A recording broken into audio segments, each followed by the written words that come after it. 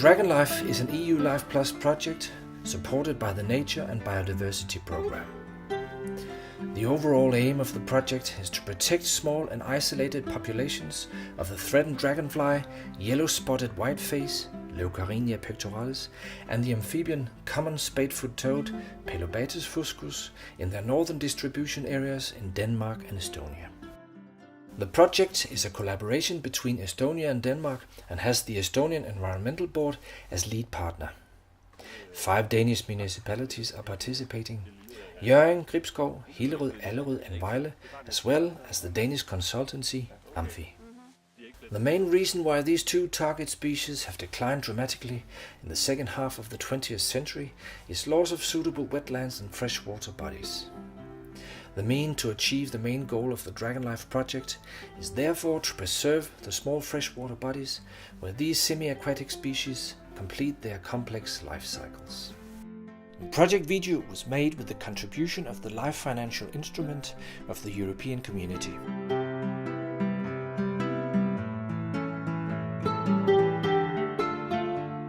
The first major action has been to accomplish a comprehensive inventory of small water bodies.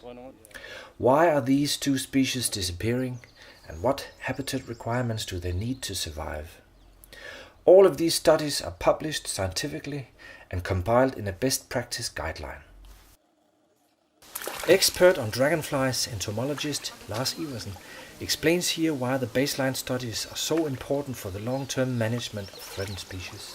Even though we do know quite a lot about the ecology of Leucorrhinia pectoralis through the literature, we do know almost nothing about the species in Denmark and Estonia. And therefore it has been necessary to create some sort of baseline knowledge about the ecology of the species. And we know now that one of the main, or some of the main characters needed for the species are large shallow zones with well-developed vegetation. And the species also tend to prefer larger permanent lakes. In Estonia, the historical distribution of Leucorrhinia pectoralis is largely unknown.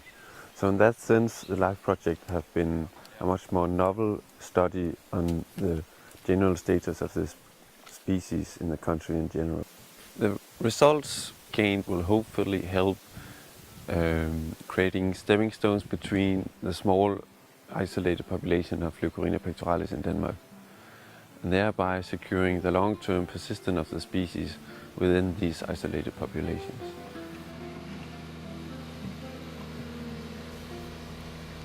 Based on what has been learned from the inventory studies, the next immediate focus of the project has been the creation of new ponds and suitable breeding habitat for the 2 target species.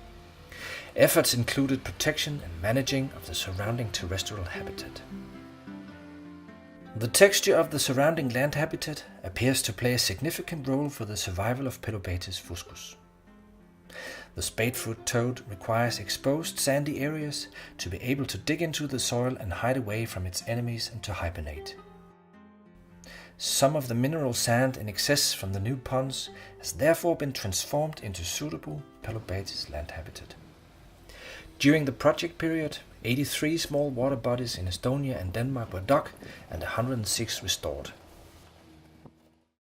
Although the project actions were concentrated on the 2 target species, their impacts are far greater. Many other rare and endangered species are linked to small water bodies with clean water, like for example the green hawker, the great diving beetle, the great crested newt, etc. In that respect, the project has helped to improve the habitat conditions of a wide range of other threatened species.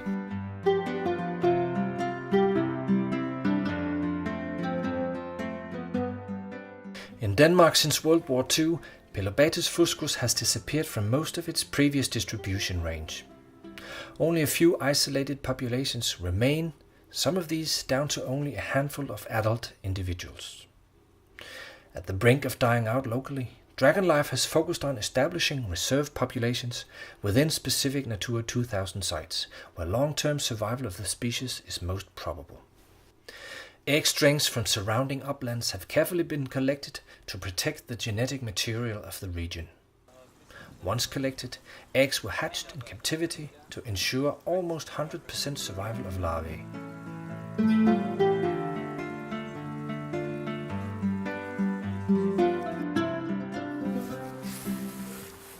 3 months later, grown tadpoles or newly metamorphosed toads could be introduced to their new Natura 2000 habitat and back to their original ponds.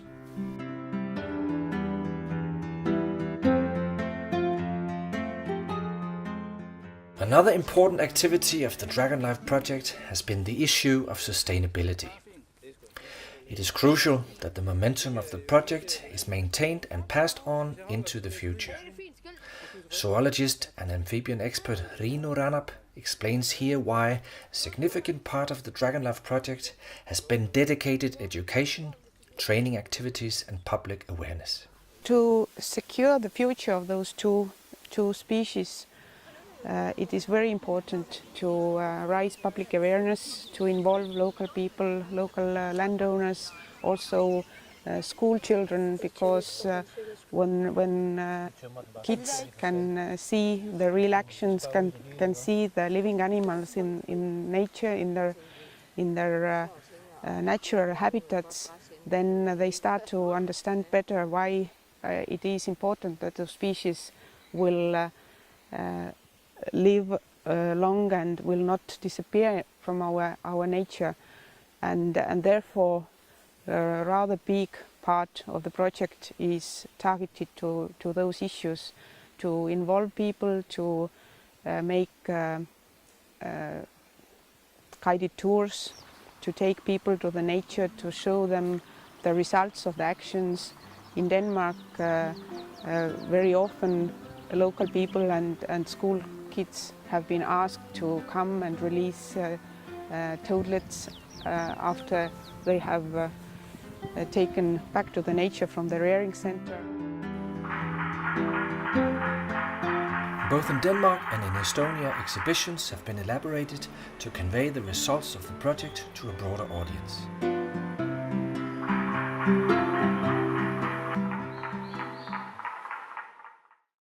Problems and solutions are pretty much the same all over the distribution range of the two target species. And since nature knows of no state borders, it has made good sense to establish Dragonlife as an international project. Bringing together all the partners from Estonia and Denmark, as well as other experts from Germany and the Netherlands, has helped unite all good intentions into a joint effort to save these two key species. Study visits and seminars constituted a separate project action, taking Danish nature conservation specialists to Estonia and Estonian specialists to Denmark.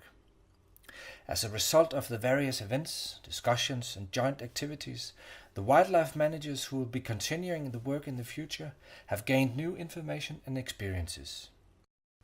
The question is whether this platform is sufficient to keep the spotlight focused. During this project we have actually created a rather solid background to keep those species, to secure their populations in both countries. We have made action plans which give guidelines for the protection of those species, but of course, as this project is only for 5 years, then the future conservation work depends very much on local authorities, on municipalities, on environmental board in Estonia.